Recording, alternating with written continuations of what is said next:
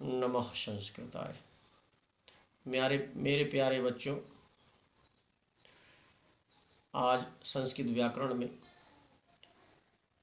ध्वनि किसे कहते हैं, वर्ण किसे कहते हैं, वर्ण क्या है, ध्वनि क्या है, वर्णमाला क्या है, इसके विषय में हम आप लोगों को ये प्रश्न समझाने जा रहे हैं। इसके बाद नोट्स देंगे, उसको आप लोग जो है उस नोट्स को लिख लीजिएगा, पढ़ लीजिएगा, इसके विषय में जानकारी।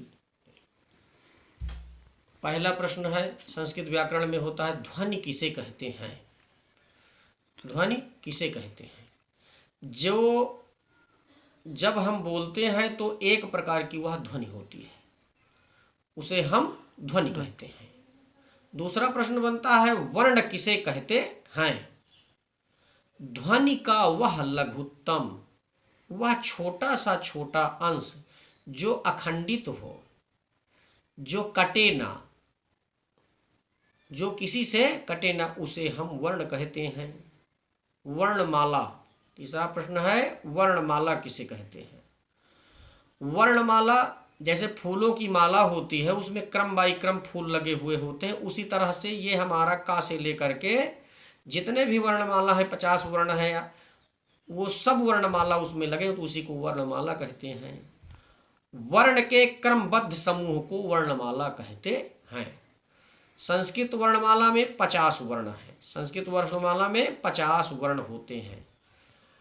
वर्ण का मूलतः कितने भागों में बांटा गया है? वर्ण को 2 प्रकार के होते हैं। नंबर 1 स्वर वर्ण, दूसरा व्यंजन वर्ण। स्वर वर्ण किसे कहते हैं? संस्कृत में स्वयं राजन्ते इति स्वराः, स्वयं राजन्ते इति स्वराः। स्वर स्वयं एक राजा होता है, उसको किसी व्यंजन की या किसी स्वर की उसको आवश्यकता नहीं होती है। दूसरा है व्यंजन वर्ण। व्यंजते वर्णांतर संयोगेन द्यत्यते दर्शन विशेषो एन तद व्यंजनः। व्यंजन जो वर्ण स्वयं उच्चारित न हो करके स्वर की सहायता से उच्चारित हो, उसे हम व्यंजन कहते हैं। व्यंजन हल को भी कहते हैं। व्यंजन और हल एक ही चीज है। इसके अंतर्गत 33 वर्ण आते हैं। का से लेकर के हा तक व्यंजन वर्ण होते हैं। स्वर वर्ण जो वर्ण स्वयं उच्चारित हो उसे स्वर वर्ण कहते हैं। जो हमारे माहेश्वर सूत्र में अच कहलाता है, इसके अंतर्गत नोट कर लीजिए, इसके अंतर्गत आ से औ तक स्वर वर्ण आते हैं। इनकी संख्या 13 है।